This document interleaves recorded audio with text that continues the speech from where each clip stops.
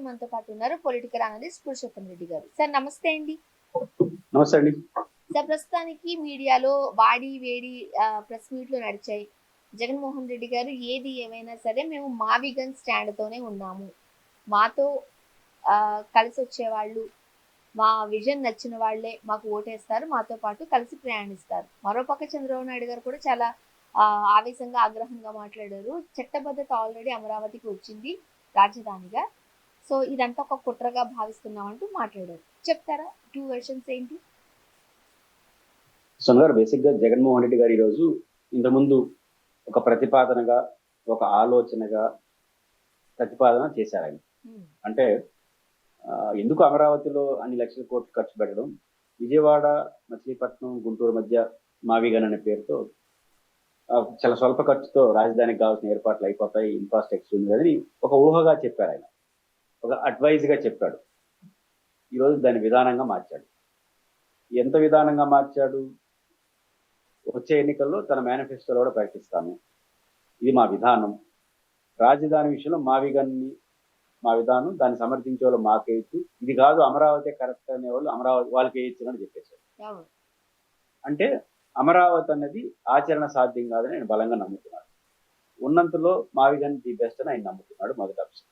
ఈ విషయంలో జగన్మోహన్ రెడ్డి గారిని అభినందించాల్సిన పాయింట్ ఏంటంటే, మావిగన్ని సమర్థిస్తామా వ్యతిరేకిస్తామా అనేది సెకండ్ ఇష్యూ. ప్రైమరీ ఏంటంటే గందరగోళం లేకుండా చేశారు. రేపు జగన్మోహన్ రెడ్డి గారు అధికారంలోకి వస్తే మావిగన్ వైపే వెళ్తారు అనేది క్లియర్ గా ఉంది. కాబట్టి ఒక డిజైన్, ఆంధ్రప్రదేశ్ నూతన రాజధాని విజయవాడ, గుంటూరు, మచిలీపట్నం చుట్టూ నడుస్తుంది. అంటే విజయవాడ చుట్టూ నడుస్తుంది. కొత్త నగరం ఆలోచన జగన్ గారికి లేదు అనేది క్లియర్ గా కనిపిస్తుంది. అందువల్ల ప్రజలు తన ఆప్షన్స్, రాజధాని ఎలా ఉండాలి అనే ఆప్షన్స్ ఎంచుకోవడానికి జగన్ గారు చాలా ఎర్లీగా ప్రజలకు అవకాశం ఇచ్చారు. ఇది అందరికీ మంచిది. ప్రభుత్వం ఏదైనా పునరాలోచించాలన్నా మంచిది. ప్రజలందరూ ఏది కరెక్టో ఏది తప్పు అని భావోద్వేగంగా కాకుండా, ఎమోషనల్ గా కాకుండా, జనరల్ గా ఒక సావధానంగా ఆలోచించడానికి అవకాశం ఉంటుంది. అంటే అన్ని రకాల అవకాశం ఉంటాయి కాబట్టి ముందే చర్చ పెట్టారు. కాబట్టి అది వెల్కమ్ ఇట్.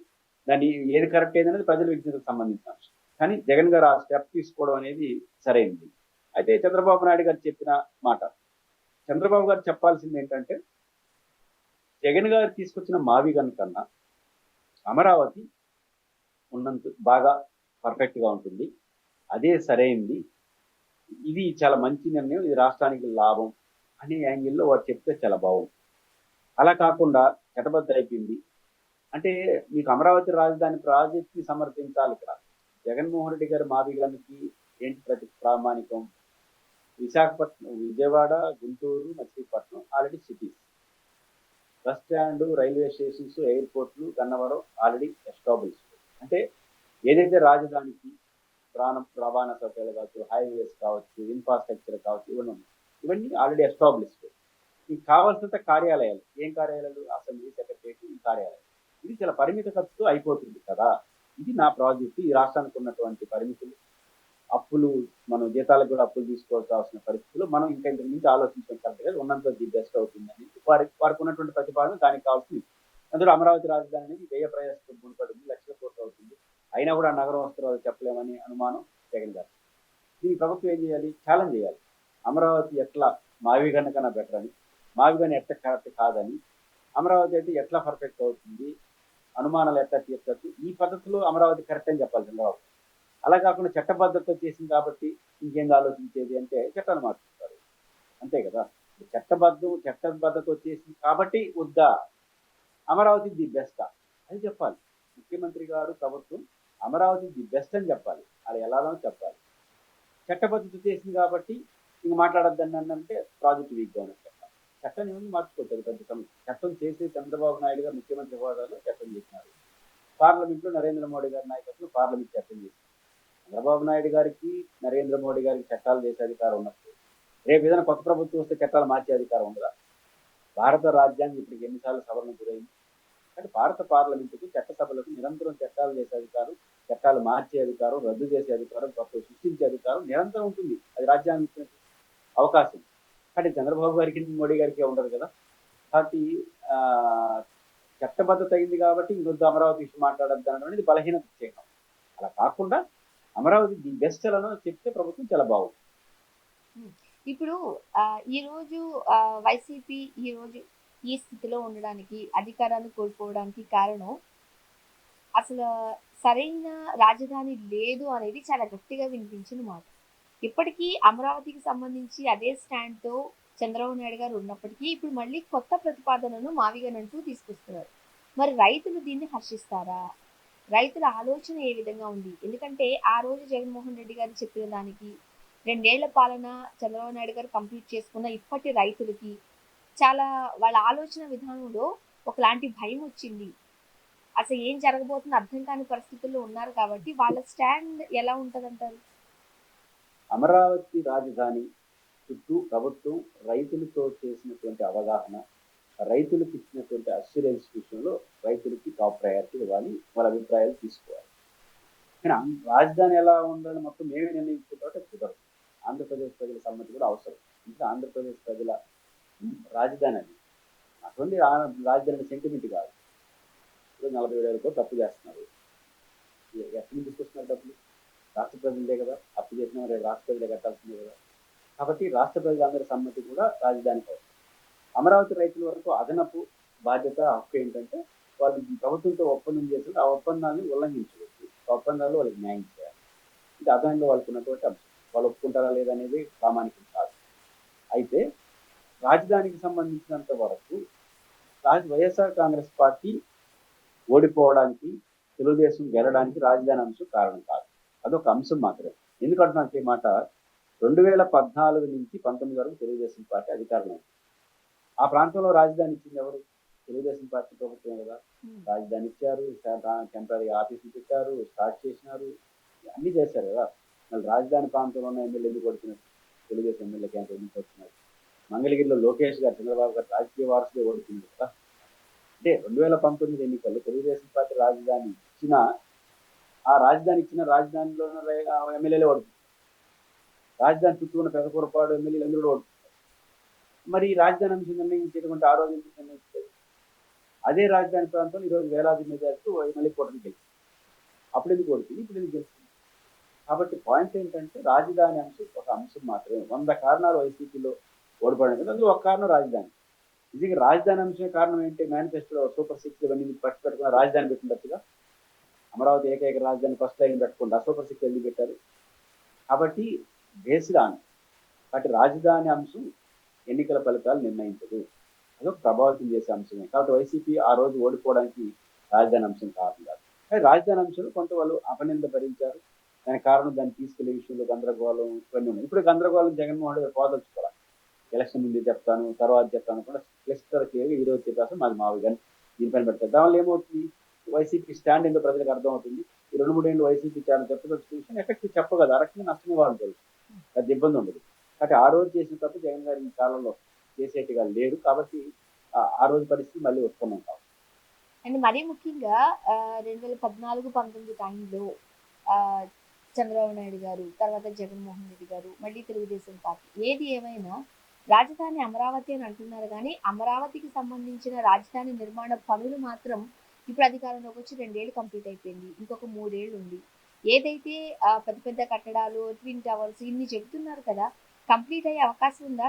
స్వచ్ఛందంగా భూములు ఇచ్చిన రైతులు ఇప్పుడు 2వ విడతలో ఇవ్వడానికి భయపడుతున్నారు. వాళ్ళకేమి న్యాయం చేయలేదు, రేపు పొద్దుట మాకేంటి అని స్వయంగా జగన్మోహన్ రెడ్డి గారితోనే మాట్లాడుతున్న సందర్భం వల్ల రైతులు వాళ్ళే తమ స్టాండ్ మార్చుకునే అవకాశం ఏమన్నా కనిపిస్తోందా?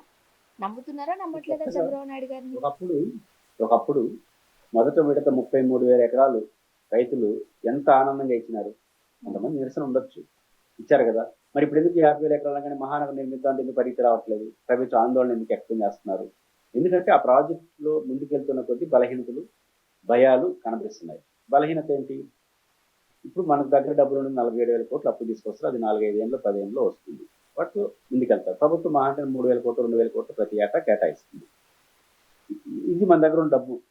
కానీ ఒక్క 33,000 ఎకరాల రైతులకు ప్రభుత్వానికి కుదిరిన ఒప్పందం ఏంటి? 33,000 ఎకరాల రైతులకు రిటర్నబుల్ ఫ్లాట్స్ ఇవ్వాలి ప్రభుత్వం. Returnable flats ఇవ్వట్లేదుగా.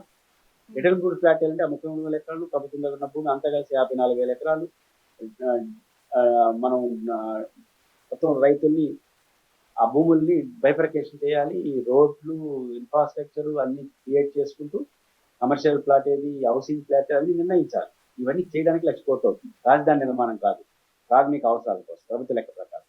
దానితో ఇంకా అసెంబ్లీ, సెక్రటరియట్ అవన్నీ కట్టాలి. కాబట్టి 1,50,000 కోట్లు కనిపిస్తోంది. అన్ని రకాల అప్పులు కలిపి 5-10 ఏళ్ళలో మనకు 40,000 కోట్ల రూపాయల అప్పులు. మరి ఇప్పుడు ఏ పని పూర్తవ్వాలి? 40,000 కోట్ల రూపాయల అప్పులతో అసెంబ్లీ, సెక్రటరియట్ కట్టుకుంటూ పోతారా, లేదా మెయిన్ ఏర్పాట్లు పోతారా, రైతులకు ఇవ్వాల్సిన ప్లాట్ ప్రకటిస్తారా? ఒక సంక్లిష్టత వచ్చిందా? అందువల్ల ఫైనాన్షియల్ పరిమితులు ఉన్నాయి, టాస్క్లు ముందుకు వచ్చేసి.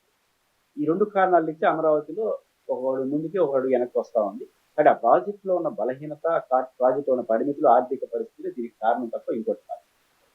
మరోపక్క యూట్యూబర్ కి సంబంధించి కావచ్చు, కేవీఆర్ గారికి సంబంధించి అరెస్టుల పర్వం మనం చూసాం. తెలంగాణలో ఉన్న వాళ్లను ఆంధ్ర పోలీసులు, పిఠాపురం పోలీసులు వచ్చి అరెస్టు చేసి పట్టుకెళ్లిన విధానం, ముఖ్యంగా కేవీఆర్ గారి ఫ్యామిలీ పట్ల వాళ్ళు ప్రవర్తించిన తీరు అనేక ఆరోపణలకు, క్వశ్చన్స్ కి రేజ్ చేస్తాం. ఏమంటారు? మరలా ఏంటి అరెస్ట్? అంటే ఒకటేమవుతుందంటే స్వర్ణ గారు, బేసిక్ గా యూట్యూబర్స్ కానీ, అనలిస్ట్ కానీ ఎవరు కూడా తమ పరిధి దాటకూడదు. ద సేమ్ టైం పోలీసులు కూడా చట్టబద్ధంగా చర్యలు తీసుకోవాలి. కేవీఆర్ పైన ఆయన ప్రశ్న పేరుతో మనిషి అయినా ఎవరైనా సరే అభ్యంతరకర భాష వాడారని మీరు నమ్మితే ఉంటే చట్టబద్ధంగా యాక్షన్ తీసుకోండి. అందరూ ఎవరు పారిపోయేవాళ్ళు కాదు కదా. కాబట్టి చట్టబద్ధంగా నోటీసులు ఇచ్చి విచారించి ఏ నేరం మోపబడిందో ఆ నేరం నిరూపించి చట్టబద్ధంగా చర్య తీసుకోండి. అంతే తప్ప 2 రోజులు లోపల పెడదాం, భయం వస్తుంది, ఈ యాటిట్యూడ్ మంచిది కాదు. ఎవరైనా యూట్యూబర్స్ కావచ్చు, ప్రభుత్వాన్ని ప్రశ్నించడం లేదు. మీరు ప్రశ్నిస్తారు, నేను ప్రశ్నిస్తాను. ప్రశ్నించే పేరుతో అదుపు తప్పి పోవద్దు, మీరైనా నేనైనా. ఒకవేళ అదుపు తప్పి మనం పోయినాము అంటే ఏ చట్టం, ఏ నిబంధనలు తప్పు అవుతాయో ఆ నిబంధనల ప్రకారం కేసు పెట్టి విచారించి చట్టబద్ధంగా చర్య తీసుకోవాలి. అంటే ఇద్దరి మధ్య ఆ బ్యాలెన్స్ ఉండాలి. మాట్లాడే వాళ్ళు రెస్పాన్సిబిలిటీ ఉండాలి, చర్య తీసుకునే ప్రభుత్వం తప్పు చేస్తే చర్య తీసుకునే ప్రభుత్వం కూడా రెస్పాన్సిబిలిటీగా చర్య తీసుకోవాలి. ఈ 2 జరిగితే ఎవరికేం అభ్యంతరం ఉంది. అలా కాకుండా ప్రభుత్వానికి వ్యతిరేకంగా మాట్లాడుతున్నారు, ఎక్కడో ఒకసారి టెక్నికల్ గా దొరికినాడు, లోపలేద్దాం 2 రోజులు అనే ధోరణి వస్తే మాత్రం అది ప్రమాదకరం. అంటే ప్రభుత్వం మార్చుకోవాల్సింది, బహుశా పిఠాపురంలో కేసు పెట్టినారు కాబట్టి పిఠాపురం అరెస్ట్ అయితే అది పోలీస్ స్టేషన్ తీసుకెళ్తారు, ఏం కేసు పెడతారు, సెక్షన్లు ఏంటి, కోర్టులు ఏం చెప్తాయి చూడాలి. ఏదైనప్పటికీ కూడా ప్రభుత్వం అలిగేషన్స్ ఏంటి, పవన్ కళ్యాణ్ గారిని విమర్శించడం లేదు, పవన్ కళ్యాణ్ గారిని దూషించడం లేదు. దోషణకి విమర్శ తేడా ఉంటుంది. విమర్శను ఇస్తే అరెస్ట్ చేసేది కుదరదు. దోషణ చేసినా కూడా యూట్యూబ్, సోషల్ మీడియాలో చేస్తే అరెస్ట్ చేసి జైలు పంపించడం ఉండదు, విచారణ చేసే అధికారం ఉంటుంది, చట్టబద్ధంగా చర్యలు తీసుకునే అవకాశం ఉంటుంది. కాబట్టి ఏది సెక్షన్లు మీరు పెట్టిన సెక్షన్ బట్టి కోర్టులు వ్యవహరించవు. వచ్చిన అలిగేషన్స్ కి ఆ సెక్షన్ ఇక్కడ సంబంధం ఉండాలి. కాబట్టి ఏం జరుగుతుందో చూడాలి. కానీ యూట్యూబర్స్ కానీ, సోషల్ మీడియాలో పనిచేసే వాళ్ళు ఎవరు కూడా ప్రభుత్వం ఆలోచించాల్సింది ప్రశ్నించే వాళ్ళ ప్రశ్నల వరకే తీసుకొని అభ్యంతరకర విషయాలు నోటీస్ ఇవ్వాలి. అలా కాకుండా కొన్ని రోజులు పెట్టుకుంటే బాగుంటుందని ధోరణికి వెళ్తే మాత్రం అది ప్రమాదం. అంటే ఏలూరులో జరిగిన సభ సందర్భంగా మాట్లాడిన వ్యాఖ్యలకి సంబంధించి ఈ అరెస్టుల పర్వం సాగుతోంది. అండ్ మరి ముఖ్యంగా జడా శ్రవణ్ కుమార్ గారి వ్యాఖ్యలకి సంబంధించి ఆయన కూడా కాస్త అగ్రెసివ్ గానే మాట్లాడారు. అంటే దళిత విద్యార్థులపై కుల వివక్షకు పాల్పడ్డారు పిఠాపురంలో అనేది ఒక ఆరోపణ. మరోపక్క దళిత క్రైస్తవుల పట్ల వీళ్ళు వ్యవహరిస్తున్న తీరుకు సంబంధించి అంటే 2 చెక్కలు 3 మేకులు అంటూ మాట్లాడారు. అండ్ క్రిస్టియన్ మతానికి సంబంధించి వాళ్ళు ఎలాంటి భాష పడితే ఆ భాష మాట్లాడుతున్నప్పుడు అప్పుడు కేసులు లేవు, ఇప్పుడైతే కేసులు వేస్తారా? ఈ క్వశ్చన్ కూడా మనం జడా శ్రవణ్ గారు దగ్గర నుంచి రేజ్ అవుతాం. ఆ విమర్శ ఖచ్చితంగా వస్తుంది సోన గారు. బేసిక్ గా నేను మిమ్మల్ని విమర్శించినప్పుడు నాకే నిబంధనలు వర్తిస్తాయో, మీరు నన్ను విమర్శించినప్పుడు అదే వర్తిస్తాయి. ఇక్కడ విపక్షాలు మాట్లాడే అభ్యంతరకర భాష అంటామా, నిబంధనలకు వ్యతిరేకంగా మాట్లాడతామా ఇష్యూగా అవుతుంది. అధికారంలో ఉన్న వాళ్ళు మాట్లాడినప్పుడు అంతే తరహాలో లేదు, ఎట్లా మాట్లాడుతామని చూసాం. కాబట్టి ప్రభుత్వం కూడా ఆలోచించాల్సింది, ప్రతిపక్షంలో ఉన్న వాళ్ళని లేదా అధికార పార్టీని విమర్శించే వాళ్ళని మీరు చట్టబద్ధంగా చర్య తీసుకునేటప్పుడు దానికి విలువ పెరగాలంటే మీ వైపు ఉండే వాళ్ళను కూడా ఎవరైనా పొరపాటున మీ వైపు ఉండొచ్చు, లేదా మిమ్మల్ని సమర్థించే వ్యాఖ్యలు చేయొచ్చు మీకు సంబంధం లేకుండా కూడా. వాళ్ళపైన కూడా అదే రకంగా ట్రీట్మెంట్ ఇస్తే, అదే రకమైన చట్టబద్ధమైన చర్యలు తీసుకుంటే ఖచ్చితంగా ప్రత్యర్థుల పైన లేదా రాజకీయంగా మిమ్మల్ని విమర్శించే వాళ్ళపైన చర్య తీసుకున్నా కూడా ప్రజలు స్వాగతిస్తారు. అలా కాకుండా ఆమ్, మీ పట్ల పాజిటివ్ ఉండేవాళ్ళు, లేదా వైసీపీ ఎట్లా పడితే అట్లా మాట్లాడేవాళ్ళు, వాళ్ళ పట్ల యాక్షన్ లేకుండా వీళ్ళపైన చేస్తే మీరు ఏమి చేసినా అది కుట్ర, అది దాడే అవుతుంది. కాబట్టి రెండు వైపుల నుంచి బాధ్యతగా ఉంటే ఎటువంటి ఇబ్బంది ఉండదు, యాక్షన్లోకి వెళ్ళొచ్చు. అలా కాకుండా మనల్ని అనే వాళ్ళని ఒక మాట, మనల్ని అన్నోళ్ళని ఒక పద్ధతిలో ట్రీట్మెంట్ చేసినప్పుడే సమస్యలు వస్తాయి. కాబట్టి అధికార పార్టీ మీరు చేస్తున్న అరెస్టులైనా కేసులైనా ప్రజలు స్వాగతించాలంటే మీ పట్ల సానుకూలం అనే పేరు పెట్టి మాట్లాడుకుంటున్న వాళ్ళు ఈ ప్రోత్సాహం లేకపోవడం అనేది వేరే సంగతి. లేదా ప్రతిపక్షంలో ఉన్న వైఎస్ఆర్ కాంగ్రెస్ పార్టీని ఎట్లా పడితే అట్లా తిప్పుతున్న వాళ్ళ పట్ల కేసులు పెట్టారనుకోండి, ఖచ్చితంగా మీకు మంచి పేరు వస్తుంది. అట్లా కాకుండా చేయడం వల్ల ఇప్పుడు ఈ విమర్శలకు గురి కావచ్చు. దీనికి అనుసంధానంగా అంటే ఈ కేసుకు సంబంధించి కాదు కానీ నార్మల్ గా అంటే ఆంధ్రప్రదేశ్ లో ఉన్న ఈ అడ్మినిస్ట్రేషన్ కి సంబంధించి పోలీసుల వ్యవహార శైలి గురించి తీరుకు సంబంధించి హైకోర్టు కూడా సీరియస్ అయింది. రాష్ట్రాన్ని మీరు ఏమైనా రావణ కాష్టంలా మార్చేద్దాం అనుకుంటున్నారా? రాజ్యాంగబద్ధంగా చట్టబద్ధంగా చేయాల్సిన పనులను మీరు ఆ విధంగా చేయడం లేదు అంటూ కూడా హైకోర్టు సీరియస్ అవడం మనం చూసాం. అంటే సొంతగా బేసిక్ హైకోర్టు గత 2 ఏళ్ళుగా చాలా విషయాలు సీరియస్ అవుతుంది. అవును. సోషల్ మీడియా కేసులు వాటి, ఎందుకంటే సోషల్ మీడియా కేసుల్లో ప్రభుత్వం తప్పు కన్నా మమ్మల్ని ప్రశ్నిస్తున్నారనే కోపం ఎక్కువ కనిపిస్తాం. చట్టబద్ధంగా చర్య తీసుకున్నాం అనే దానికన్నా 4 రోజులు లోపలేస్తే ఎలా ఉంటుంది అనేది అయిన వైపు వెళ్ళిపోతుంది. ఈ అంటే రెండు మేము ఏం మార్చుకోవాలి. చేసినా అడిగేవారు లేరనుకుంటున్నారా ఈ వ్యాఖ్య కూడా హైకోర్టు చేసింది. ఆ ధోరణిలో వాళ్ళ శైలి ఉంది అని. ఖచ్చితంగా ఇప్పుడు కోర్టు ఒకసారి తీర్పు ఇచ్చిన తర్వాత అమలు కావాలి. కోర్టు తీర్పులన్నీ అమలు కావట్లేదు. ఉదాహరణకు సోషల్ మీడియాలో కేసులు నోటీసులు ఇచ్చి విచారించి పిలవచ్చు, సరాసరి అరెస్ట్ చేసేస్తున్నారు. మళ్ళీ కోర్టు తీర్పు ఇచ్చిన తర్వాత వదలడం, లోపలికి తీసుకెళ్ళడం అంటారు. బిఎన్ఎస్ కుట్రకోణ ఆపాదించేస్తున్నారు. ఆ మధ్యకాలంలో గంజాయి కేసు పెట్టేసినారు. మళ్ళీ విచారణలో తేలి కోర్టు తీరిన మనకి ఆ తరకు ఇబ్బంది పడాల్సి వస్తుంది కదా. కాబట్టి ఇట్లాంటి ఆరోపణలు మాత్రం ప్రభుత్వం వింటా ఉంది, గురవుతా ఉంది. కోర్టు పదే చెప్పినా చేయకపోవడం ఆటోమేటిక్ గా కోర్టు ఆగ్రహాన్ని వ్యక్తం చేసింది. కాబట్టి కోర్టు ఖచ్చితంగా సీరియస్ అవుతుందనే విషయంలో ఎటువంటి సందేహం లేదు. కోర్టు అనేక సందర్భాల విషయంలో నామ్స్ కోర్టు ఏం వద్దనట్లేదు. సుప్రీంకోర్టు గైడెన్స్, హైకోర్టు ఆదేశాలు పాటిస్తూ మీరు చర్యలు తీసుకోమంటా ఉంది. ఎక్కడ కోర్టు ఏ ఊరిపైన చర్యలు తీసుకునే అవసరం లేదు, మీరు మౌనంగా ఉండండి అని చెప్పట్లేదు. చట్టబద్ధంగా వెళ్ళండి, లీగల్ గా ముందుకు వెళ్ళాలంటారు తప్ప చట్టాన్ని చేతిలోకి తీసుకోవద్దని మాత్రం కోర్టు అంటుంది తప్ప వద్దు. కాబట్టి అట్లాంటి విషయాలు మరి వినకపోతే ఇబ్బంది కదా.